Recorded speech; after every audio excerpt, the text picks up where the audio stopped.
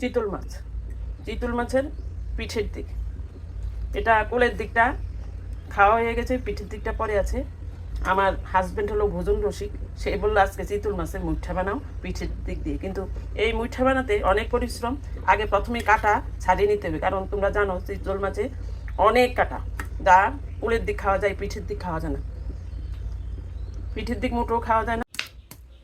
শিল্পাটা নিয়ে নিলাম, এইভাবে মাছটাকে পিটে পিটে নরম করে ফেলবো।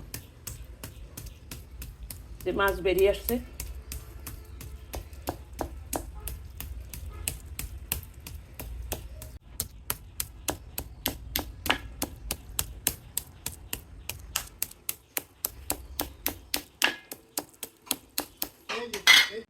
এই যে মাছ এইভাবে বেরিয়ে আসতেছে।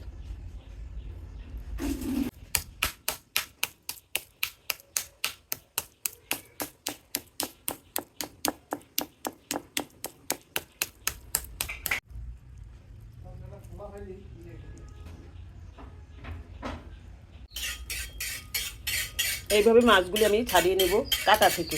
এখন মাঝখানের কাঁটাটা আমি দা দিয়ে কেটে ফেলে দিব, তারপর মাছ ছুটাতে সুবিধা হবে। মাছের কাঁটাটা আমি ছাড়িয়ে নিচ্ছি, মাঝখানে শক্ত কাঁটাটা নরম করে ফেললাম। এখন কাঁটাটা ছাড়িয়ে নিতে সুবিধা হবে। এই মাঝখানে কাঁটাটা বেরিয়ে আসলো।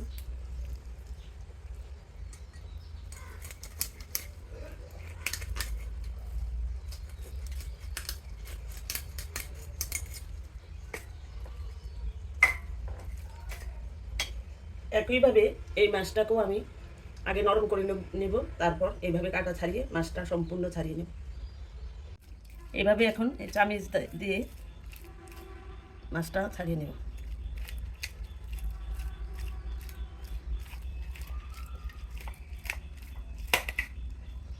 যে মাছ উঠে আসতেছে,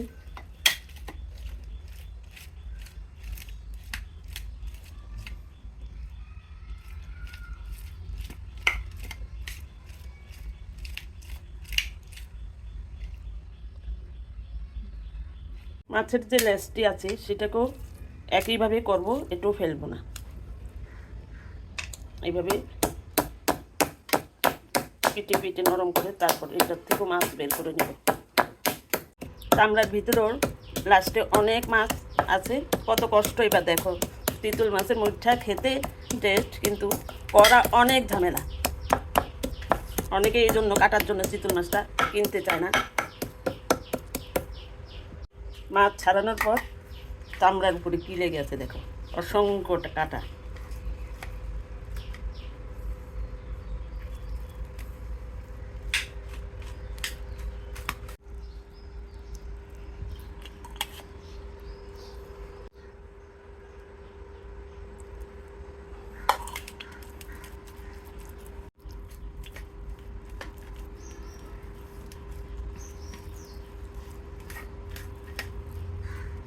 এই যে অনেকগুলি মাছ বেরিয়েছে, এখন এগুলি ছোট ছোট কাটা আছে, কাটাগুলি বেছে নিব। এইভাবে একটু একটু করে নিয়ে বেছে নিতে হবে কাটা আছে কিনা। চিতল মাছের ভীষণ কাটা, এইভাবে বেছে নিতে হবে কাটাগুলি। সবগুলি মাছ বেছে নিলাম একটু একটু করে। মাছটি বেছে নেওয়ার পর এখন কিছু জিনিস মিলিয়ে দিব। আলু সিদ্ধ, ছোট ছোট আমি 3-4টা আলু সিদ্ধ করে রেখেছি, মাছটার মধ্যে মিলিয়ে দিব সিদ্ধ আলু বাইন্ডিংয়ের জন্য। কিছুটা পেঁয়াজ কুচি, স্বাদ মতো লবণ, হলুদ গুঁড়ো, মরিচের গুঁড়া, জিরার গুঁড়া, ধনিয়ার গুঁড়া একসাথে মেখে নিব। এখন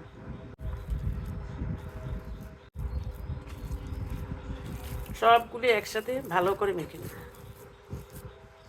এমনভাবে মাখতে হবে যেন সব উপকরণ মাছের ভিতরে ঢুকে, কষলিয়ে কষলিয়ে মেখে নিতে হবে। সবগুলি খুব ভালো করে মেখে নিলাম। আমার মনে হয় রেসিপিটার নাম মুঠা হলো নাম, কেন আমি এখন বুঝলাম। মুট মুট করে বলেই সেটার নাম হয়েছে মুঠা। আমি হাতে তেল মেখে নিলাম এবং এইভাবে মুট মুট করে বা মুষ্টি করে, যেটাই বলে মুষ্টি করে এইভাবে বানিয়ে নেব। এক একটা করে রেখে দিলাম। এটা ছোটো আকারে বানাচ্ছি,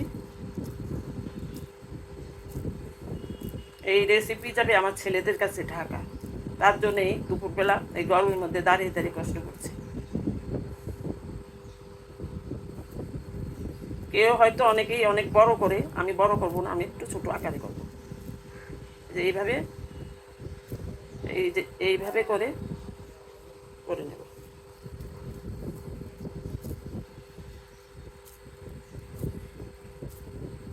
এইভাবে করে প্রতিটি মাছ এইভাবে করে নিব। অর্ধেক করে নিলাম। আগে গরম জল বসিয়ে দিয়েছি, কড়াইতে সবগুলি একসাথে ধরবে না, তার জন্য অর্ধেক আগে সিদ্ধ করে নেব। একটা একটি করে দিয়ে দিব।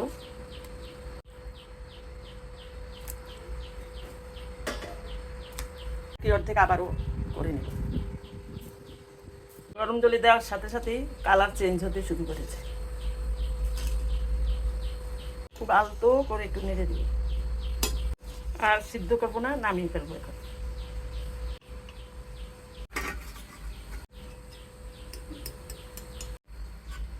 একইভাবে এখন সবগুলি করে নিব। সবগুলি সিদ্ধ করে নিলাম। এখন মুঠাগুলি ভেজে নেওয়ার পালা। কড়াই দিয়ে দিলাম তেল, ভেজে নিব সুন্দর করে।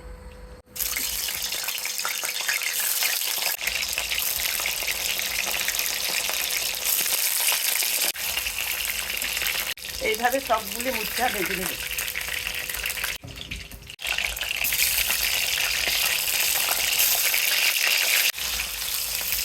একইভাবে সবগুলি মুঠা আমি ভেজে নিলাম।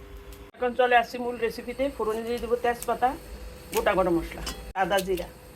ফোড়নটিতে সুন্দর একটা অ্যারোমা ছড়ালেই দিয়ে দেবো পেঁয়াজ কুচি ভালো করে ভেজে নেব।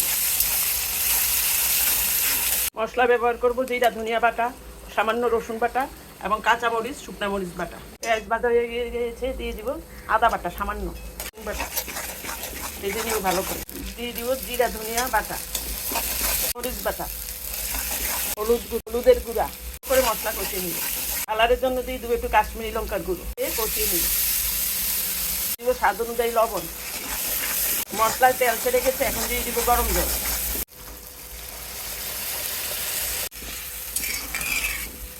ঝোল ফুটতে শুরু করছে, এখন সবগুলি মুঠা দিয়ে দিব।